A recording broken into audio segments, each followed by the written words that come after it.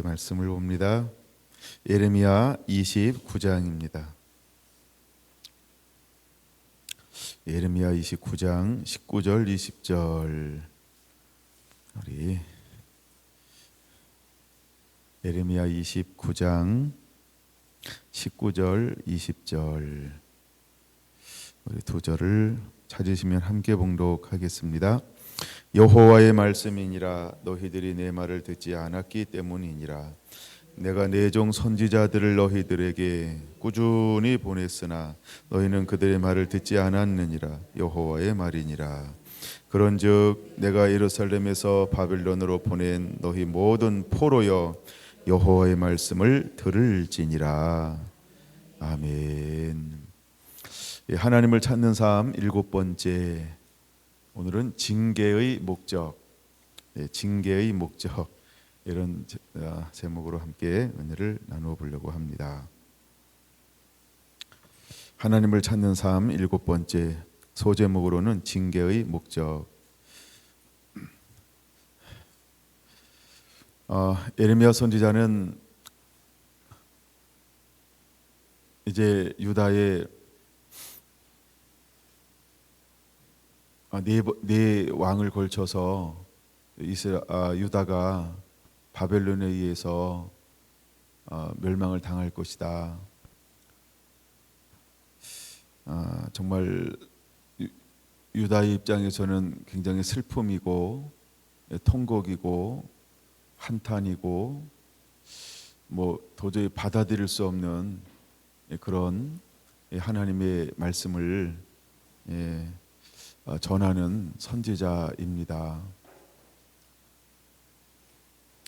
그래서 전통적인 사고를 가지고 있었던 그 시대의 많은 사람들이 예레미야 선지자의 말을 들으면서 영적으로, 육적으로, 지적으로 부닥칠 수밖에 없는 그런 선지자였죠. 근데 오늘 19절의 핵심 중에 하나가 뭐냐 하면, 이제 하나님께서 너희를 바벨론의 포로로 끌려가게 하는 이유가 무엇이냐라고 말할 때, 내 말을 듣지 않았기 때문이다. 내 말을 듣지 않았기 때문이다. 이렇게 한마디로 말씀을 합니다. 어떻게 보면 굉장히 얌전하게 말씀하고 있는 것 같죠. 이 말씀에 많은 것들이 들어있는 말입니다. 하나님은 선지자들을 끊임없이 꾸준하게 보내었는데 유다는 그들의 말을 듣지 않았기 때문에 하나님께서 예루살렘을 바벨론의 포로로 끌려가게 한다. 포로여 여호와의 말씀을 들을지어다. 이렇게 말씀을 하고 있습니다. 하나님께서 징치하는 방법 중에 하나가 뭐냐 하면, 첫째는 칼, 두 번째는 기근, 세 번째는 전염병이라는 거예요. 그래서 우리가 하나님을 떠났을 때 우리 삶 가운데 오는 것이 뭐냐 하면 칼, 즉 전쟁이 일어난다는 거죠. 우리가 이런 생각 한번 해봅시다. 교회 안에는 왜 있을까? 교회 안에서 싸움은 왜 있을까? 여러분, 교회 안에서 싸움은 왜 있을까요? 우리가 지금 싸움은 없으니까 한번 생각해 봅시다. 싸울 때 내가 왜 싸우고 있지? 왜 싸우려고 하고 있지? 이거 깨달으라고. 우리가 교회가 싸우는 이유는 하나님의 말씀을 안 들어서 그런 거예요. 각자 자기 생각이 있잖아요, 그렇죠? 그리고 내 생각대로 할 거야 그러고 하나님의 말씀대로 나는 안 하겠다 이거예요. 그리고 내 생각대로 하겠다. 근데 그런 것 때문에 싸울 수 있다는 거죠. 참. 그다음에 두 번째, 하나님이 말씀을 안 들을 때 주는 것 중에 하나는 기근입니다. 기근은 하늘의 문을 닫아버려서 비가 오지 않는 거거든요. 그럼 한번 생각해 봅시다. 우리 삶 가운데 가난함이 왔다 그러면 왜 가난함이 왔을까? 우리가 하나님의 말씀을 안 듣고 있기 때문이다. 한번 이렇게 생각했으면 좋겠어요. 또 가난함 이렇게 얘기하면 또 걸릴 사람들이 있나요?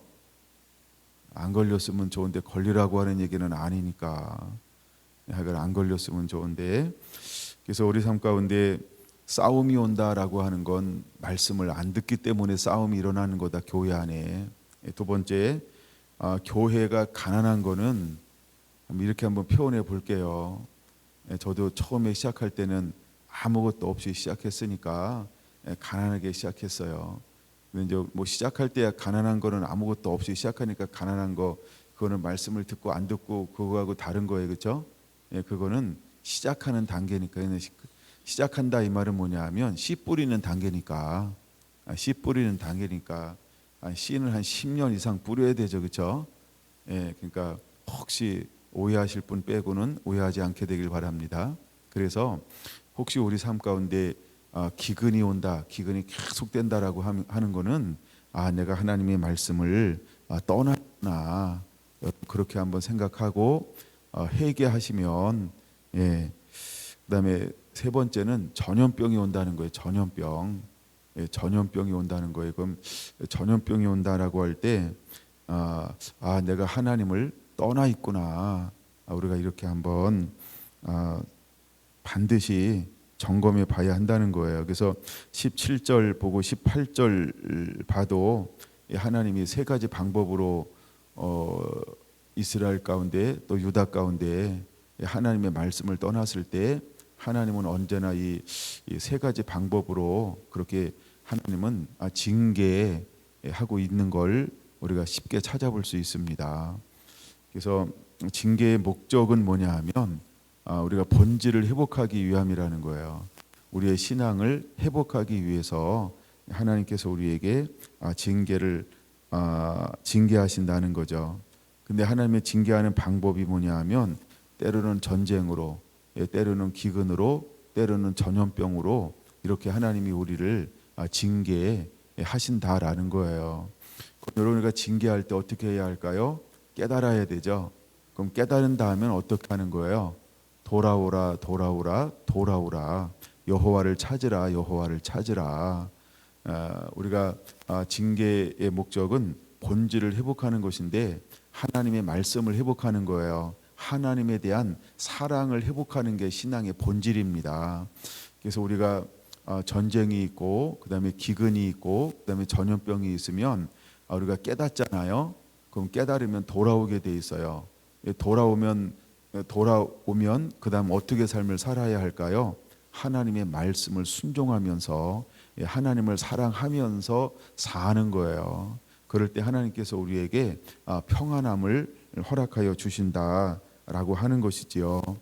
29장 보고 있으니까 29장 10절 한번 보겠습니다. 10절 여호와께서 이와 같이 말씀하시니라. 바벨론에서 70년이 차면 내가 너희를 돌보고 나의 선한 말을 너희에게 성취하여 너희를 이곳으로 돌아오게 하리라. 여호와의 말씀이니라. 너희를 향한 나의 생각을 내가 아나니 평안이요 재앙이 아니니라. 너희에게 미래와 희망을 주는 것이니라. 너희가 내게 부르짖으며 내게 와서 기도하면 내가 너희들의 기도를 들을 것이요 너희가 온 마음으로 나를 구하면 나를 찾을 것이요 나를 만나리라. 할렐루야. 이 하나님께서 그들을 징계하실 때도 무한정 징계하는 게 아니고 하나님은 나름대로 이렇게 한계선, 또 하나님은 나름대로 때 이런 걸 정해 놓으셨다는 거예요. 두 가지를 적어 놔야 돼요. 한계선. 하나님은 한계선이 있어요. 한계선. 마지막 때에도 하나님께서 그 7년 대환란이요. 마지막 그 환란도 하나님의 한계선을 정해 놓으셨죠. 무한정 우리에게 환란을 허용하시면 아무도 견딜 수 없기 때문에 이 하나님께서 주실 때도 한계선을 정해 놔요. 하나님이 욥에게 환란을 허용하실 때에도 사단에게 뭘 정해 놓죠? 야, 너 한계선, 그렇죠? 여기까지만 해. 요거 넘어가면 안 돼. 그럼 사단도 누구 말을 들어요? 징그러워요, 그렇죠? 그래서 이렇게 한계선을 하면 정해 놓는다는 거예요. 그다음에 두 번째는요, 때가 있다는 거예요. 때, 무한정 뭐 한정이 아니고 때라는 게 있어요. 근데 놀라운 거는 참 놀라운 게 뭐냐 하면 사사기를 봐도 참으로 놀라운 게 뭐냐 하면 그 때가 임박해지잖아요. 어음에 남은 사람들이요 그렇게 부르짖기 시작하는 거예요. 하나님 앞에 뭐 하라고요? 살려달라고 부르짖기 시작하는 거예요. 살려달라고. 주여 날 살려주세요. 날 살려주세요. 여호와여 나를 불쌍히 여겨주세요. 여호와여 나를 긍휼히 여겨주세요. 오 자비의 하나님, 은혜의 하나님, 구하기를 더디하시는 하나님, 나를 불쌍히 여겨주세요. 그리고 남은 자들이요 계속 기도하는데 이 하나님의 때가 오기 전에 이 기도가 점점 활활 타서 뜨거워지는 기도. 그래서 기도의 부흥이 일어나고 기도가 활동화되고요. 너도 나도 기도하기 시작한다는 거예요. 예, 이런 그래서 하나님이 두 가지 우리가 깨달아요. 하나는 한계가 있다. 이거 엄청난 하나님의 사랑이라는 거예요. 두 번째는 때가 있다. 이게 징계의 목적에 징계 줄 때는 하나님께서 우리에게 한계를 정해놓고 두 번째는 때를 정해놓으신다. 그럼 우리가 이제 이 한계가 있고 때가 있는데 이 한계에 다다르고 이 때가 다가올 때 참 놀라운 게 있다. 그게 뭐라고요? 사람들이 하나님 앞에 기도하기 시작하더라는 거예요. 물론 그 전부터 기도하는데 그 한계에 다다르고 때에 다다르기 전에 기도의 불이요 활 타오르고 있다라고 하는 거예요. 예, 그래서 우리 안에 다시 한번 여기 12절, 13절 이렇게 말씀하고 있는 것처럼 다시 한번 볼까요? 그런 의미에서 너희가 내게 부르짖으며 내게 와서 기도하면 내가 너희들의 기도를 들을 것이요 너희가 온 마음으로 나를 구하면 나를 찾을 것이요 나를 만나리라 하면서 그들이 이제 하나님 앞에 기도하고 있는 그런 모습들을 우리가 볼 수가 있습니다. 징계를 주실 때 하나님께서 우리에게 뭘 하기를 원하는가? 신명기 4장으로 한번 보겠습니다. 신명기 4장에 보니까 이런 말씀이 있어요. 신명기 4장에요. 25절 한번 보겠습니다. 찾으셨나요? 신명기 4장 25절 내가 그 땅에서 아들을 낳고 손자를 얻으며 오래 살 때에 만일 스스로 부패하여 무슨 형상의 우상이든지 조각하여 내 하나님 여호와 앞에 악을 행함으로 그의 노를 일으키면 내가 오늘 천지를 불러 증거를 삼노니 너희가 요단을 건너가서 얻은 땅에서 속히 망할 것이라. 너희가 거기서 너희의 날이 길지 못하고 전멸될 것이니라. 여호와께서 너희를 여러 민족 중에 흩으실 것이요 여호와께서 너희를 쫓아 보내실 그 여러 민족 중에서 너희의 남은 수가 많지 못할 것이며 너희는 거기서 사람의 손으로 만든 바 보지도 못하며 듣지도 못하며 먹지도 못하며 냄새도 맡지 못하는 목석의 신들을 섬기리라. 그러나 내가 거기서 내 하나님 여호와를 찾게 되리니 만일 마음을 다하고 뜻을 다하여 그를 찾으면 만나리라. 이 모든 일이 내게 임하여 환난을 당하다가 끝날에 내가 내 하나님 여호와께로 돌아와서 그의 말씀을 청종하리니 내 하나님 여호와는 자비하신 하나님이시니라. 그가 너를 버리지 아니하시며 너를 멸하지 아니하시며 내 조상들에게 맹세하신 언약을 잊지 아니하시리라. 아멘. 하나님은 우리에게 젖과 꿀에 흐르는 땅, 약속의 땅, 언약의 땅, 축복의 땅으로 인도하여 들이십니다. 그러면서 하나님께서 그 가나안 땅에 있는 7 족속이 이미 섬기고 있는 여러 신들이 있다고 말하죠. 근데 너희는 그 신들을 섬기지 말라는 거예요. 또한 그들과 결혼 관계를 언약 관계를 맺지 말라고 말하고 있는 거예요. 자, 이제 시간이 얼마나 지났을까? 5절에 보니까 내 아들을 낳았어요.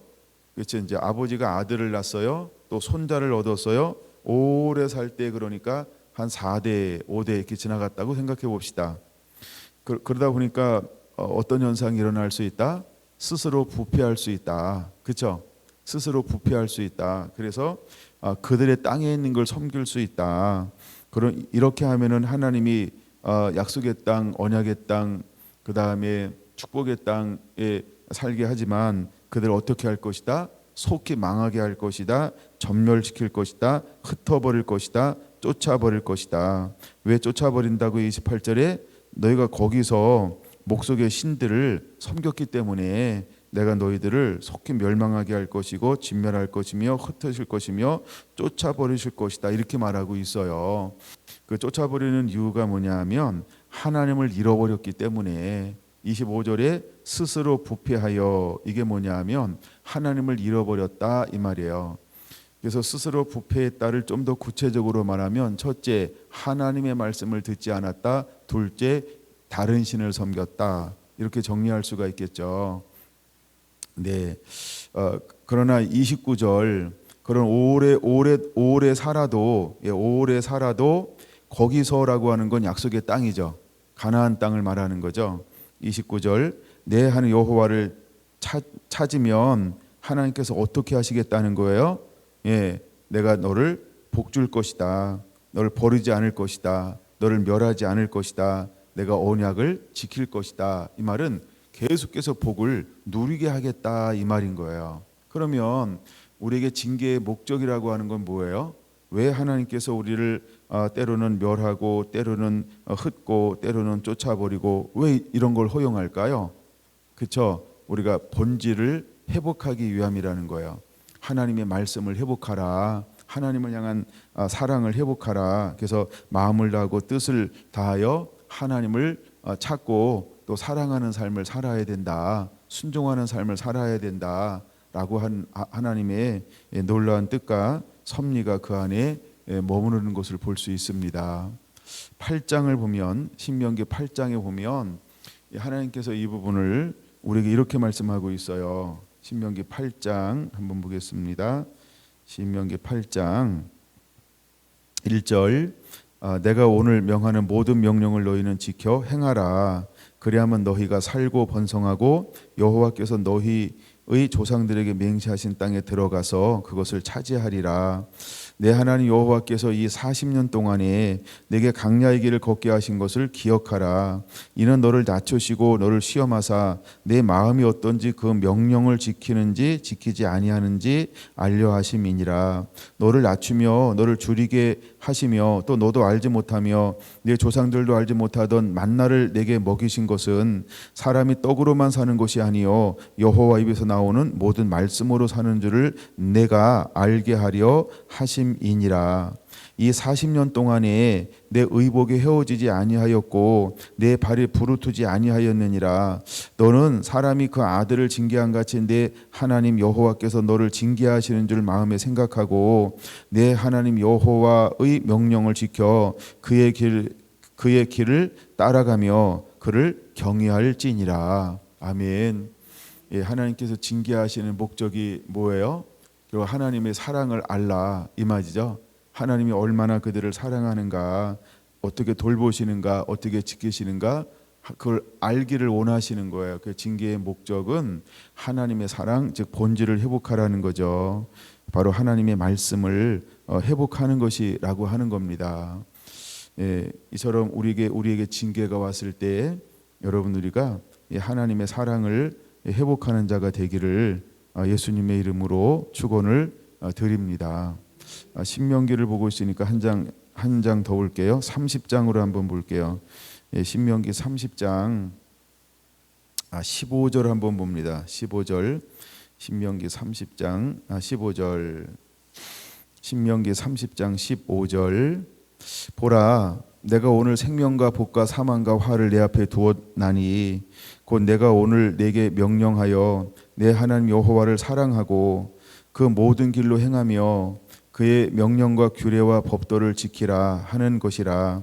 그리하면 내가 생존하며 번성할 것이요 또 내 하나님 여호와께서 내가 가서 차지할 땅에서 내게 복을 주실 것임이니라.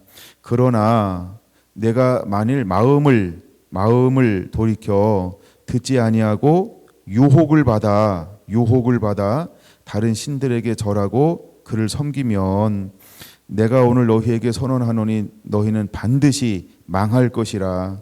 너희가 요단강을 건너가서 차지할 땅에서 너희의 날이 길지 못할 것이니라. 내가 오늘 하늘과 땅을 불러 너희에게 증거를 삼노라.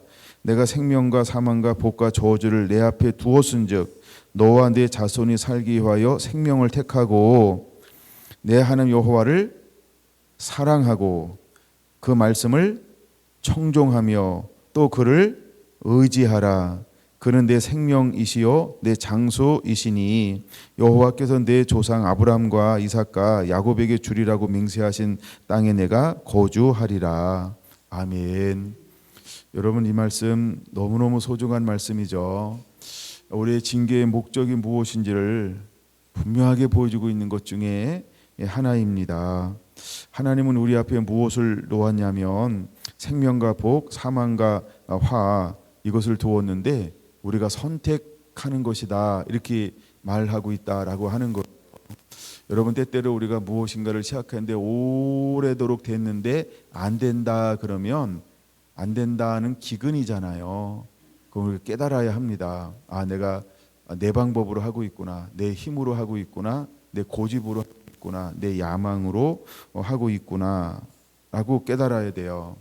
이 17절에 보면 이 17절 별표 한번 해놓으세요. 이 17절 굉장히 중요한 말씀을 하고 있어요. 보세요. 내가 만일 마음을 돌이켜 듣지 아니하고, 왜 말씀을 청종하지 않는 거예요? 마음의 문제죠. 그 마음에 무엇이 있는 거예요? 다른 게 있는 거예요. 다른 거. 예, 다른 게 있는 거예요. 다른 거. 그다음에 유혹을 받아 다른 신들에게 절하고, 우리가 우상을 섬기는 건, 마음을 빼앗기는 거는 왜 그럴까요? 유혹을 받았기 때문이라는 거예요. 유혹을 받기 때문이라는 거예요. 그래서 다른 신들을 섬기는 거예요. 그러면 다른 신을 섬기는 것은 유혹이 오는 거예요. 이 두 가지 때문에 결국 우리가 넘어진다라는 거예요. 이것 때문에 누구도 넘어져요? 아담도 넘어졌고, 이것 때문에 아간도 넘어지는 거고, 이것도 가룟 유다도 넘어지는 거고, 이것 때문에 가인도 넘어지는 거고, 그렇죠? 예, 이것 때문에 사울 왕도 넘어지는 거고, 예, 이것 때문에 발람도, 예, 이것 때문에 전부 사단의 흐름을 타는 거예요. 예, 사단의 흐름을 타는 사람들은 전부 이것 때문에 넘어지는 거예요. 끊임없이 유혹을 받아요. 라반이 그 축복의 사람 야곱과 함께 있으면서도 불구하고 왜 영의 축복은 못 누릴까요? 그는 육의 축복은 누리잖아요. 근데 라반이 육의 축복은 누린다 할지라도 영의 축복은 못 누려요. 왜 그럴까요? 생각이 다르고 끊임없이 유혹을 받아서 이걸 육으로 취하려고 하는 거예요. 그가 가는 복의 근원이신 하나님을 경외하려고 해야 되는데 눈에 보이는 육의 축복만을 취하려고 하는 거예요. 그러니까 라반은 그냥 육적으로는 괜찮게 살지 모르지만 영적으로는 피폐한 사람이라는 거죠. 여러분, 우리가 때로는 보이는 것도 중요하지만 영의 축복을 사모하는 자가 되어야 합니다.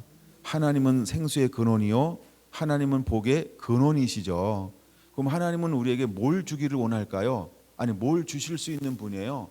복의 근원이요, 생명의 근원이요, 원천을 주실 수 있는 분이라는 거예요. 그냥 선물 하나, 두 개, 세 개, 10개 이 정도 주실 수 있는 분이 아니고, 그분은 복의 근원, 그냥 원천을 주실 수 있는 분이라는 거죠. 할렐루야. 그러므로 여러분, 우리는 그냥 보이는 것에 현혹, 보이는 것에 유혹, 보이는 것에 생각을 저당 잡히는 것이 아니고 근원적인 것, 여러분, 복의 근원이 어디서 오는가, 왜 잘 되는 것인가, 이유가 그것을 붙잡는 자가 되길 바랍니다. 근데 여러분 보세요. 요셉에게 전부를 맡긴 사람이 있어요. 요셉에게 전부를 맡긴 사람이 있어요. 그는 탁월한 사람이라는 거예요. 여러분, 그 왕은 뭘 취하는 거예요?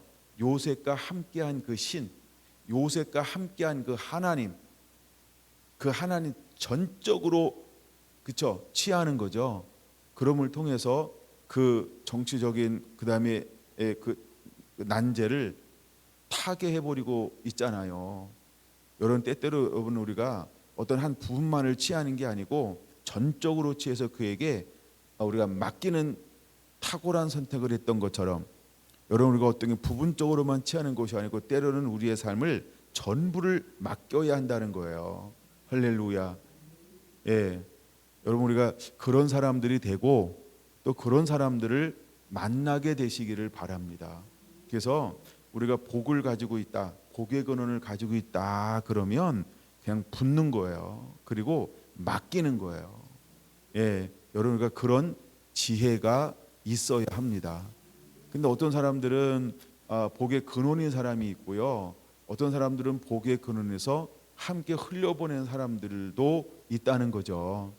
제가 다윗을 읽을 때 다윗에게는 하나님께서 강한 용사 300명, 처음에 이제 400명 아둘람 굴에서 용사 400명을 붙여줘요.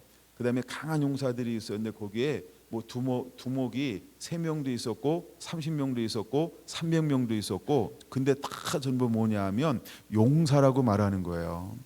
근데 그 용사들이 다윗과 함께 했기 때문에 뭐가 되는 거예요? 강한 용사가 되는 거예요. 어떤 사람은 창을 잘 써요. 어떤 사람은 칼을 잘 써요.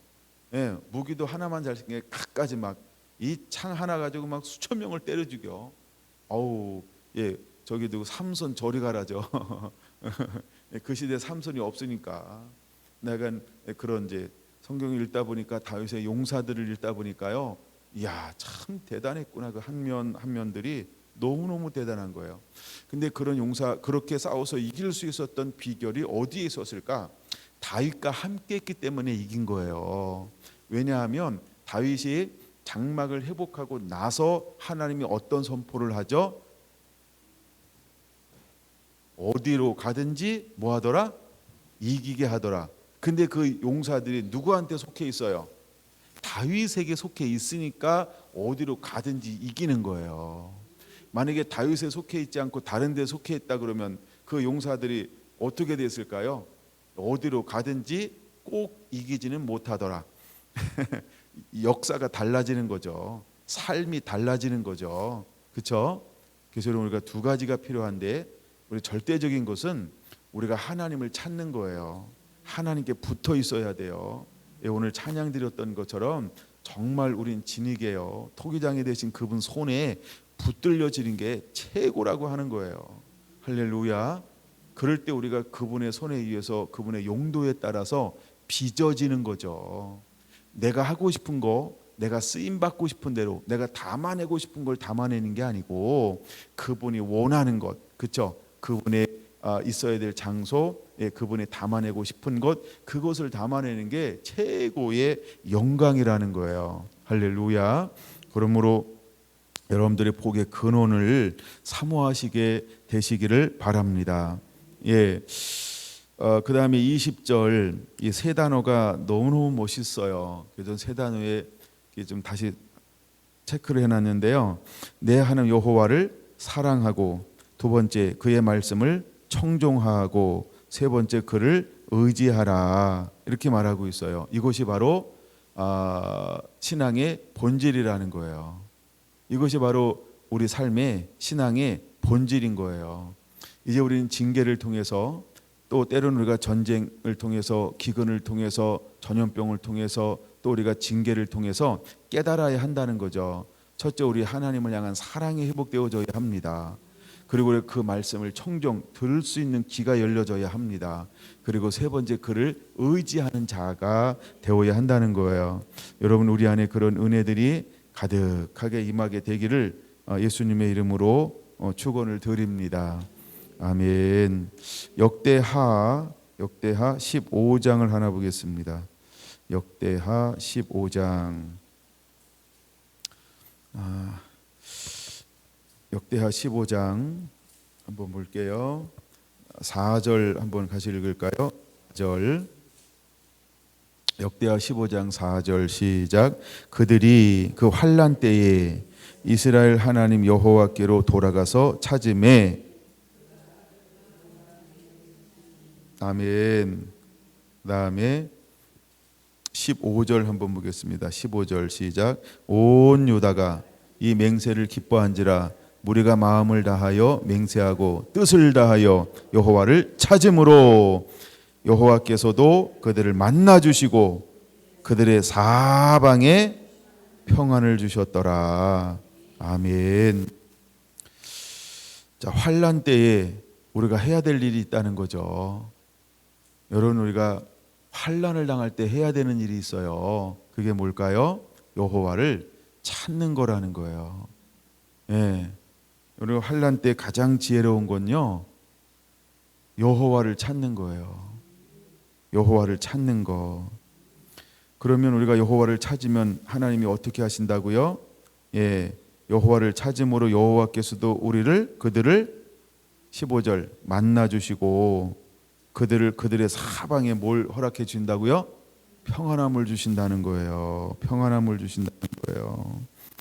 자, 보세요. 아사는 좋은 왕이에요. 41년 동안 통치를 하는데 그는 하나님이 보시기에 아름답게 통치를 합니다. 근데 10절에 보니까 제 15년 이렇게 말하죠. 그 다음에 19절에 보니까 제 35년 이렇게 말하죠. 19절 제 35년까지 다시는 뭐가 없었느니라? 전쟁이 없었다. 그럼 하나님께서 이제 환난을 주셨는데 그가 그 징계를 깨닫고 하나님을 찾음을 통해서 하나님이 20년 동안 그에게 무엇을 허용했다라고 하는 거예요? 평안을 허용했다는 거죠. 평안이라는 놀라운 축복을 허용했다라고 하는 거예요. 하나님께서 평안을 주셨던 이유가 무엇일까요? 하나님을 찾음으로 하나님은 그에게 평안함을 허락해 주었다라고 하는 거예요. 그러므로 여러분, 우리가 이제 우리 인생 가운데 환난을 만나면 또 우리의 삶 가운데 항상 하나님을 찾고 또 하나님을 의지하고 또 하나님을 사랑하는 자 되어야 한다는 것입니다. 네, 그런 은혜가 우리 가운데 그대로 가득하게 임하게 되기를 원합니다. 이제 한 군데의 말씀을 더 찾아보고 말씀을 오늘 마치려고 하는데요. 호세아 한번 넘어가 보겠습니다. 호세아 5장 14절 한번 보겠습니다. 호세아 5장 14절 있죠? 찾으셨나요? 한번 같이 읽습니다. 내가 에브라임에게는 사자 같고 유다 족속에게는 젊은 사자 같으니 바로 내가 움켜질 것이요 내가 탈취하여 갈지라도 건져낼 자가 없으리라. 그들이 거지를 뉘우치기 내 얼굴을 구하기까지 내가 내 곳으로 돌아가리라. 그들이 고난 받을 때에 나를 간절히 구하리라. 징계의 목적, 왜 하나님이 그들의 고난을 허용할까요? 하나님을 간절히 찾게 만드는 거예요.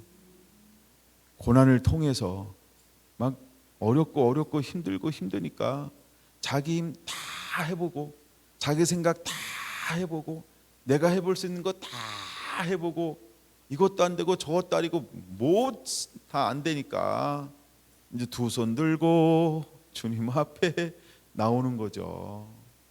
예, 여러분, 징계의 목적은요, 힘 빼는 거예요. 그래서 본질을 회복하는 거예요. 믿음의 사람들에게 징계가 오는 건 사랑이라는 거예요. 믿음의 사람들에게 징계는 사랑이라는 거예요. 그래서 우리가 마지막까지 버리지 않아야 될 것이 있다면 그건 믿음이라는 거예요. 그래서 징계가 오고 내가 해볼 수 있는 모든 방법 다 해봤는데 안 되잖아요. 그럼 결국 그때 어떻게 해요? 그렇죠? 주님을 찾죠. 근데 더 지혜로운 사람은요, 징계를 당하기 전에 그냥 막 무조건 주님 어떡할까요?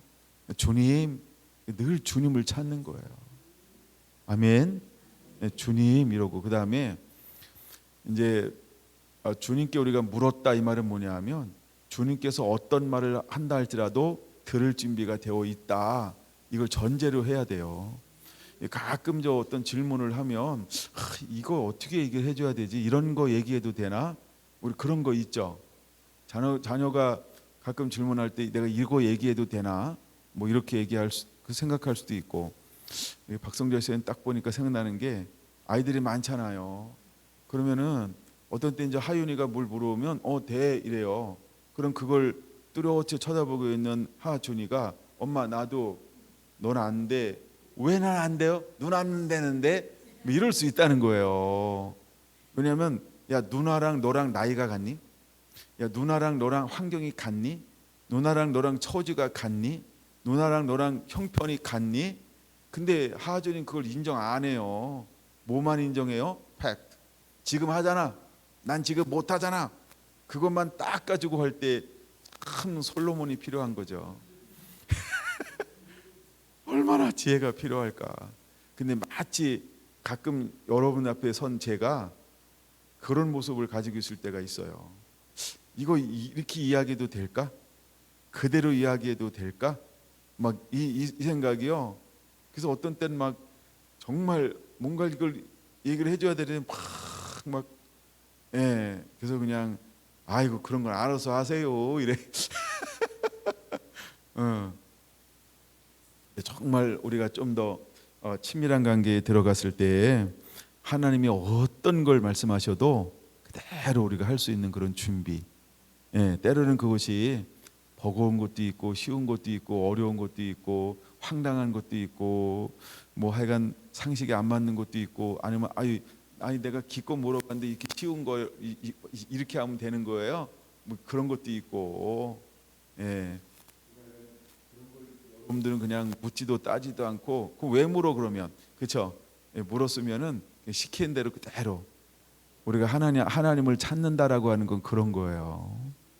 근데 하나님께서 우리가 찾을 때 하나님 우리가 기도하라고 말하잖아요.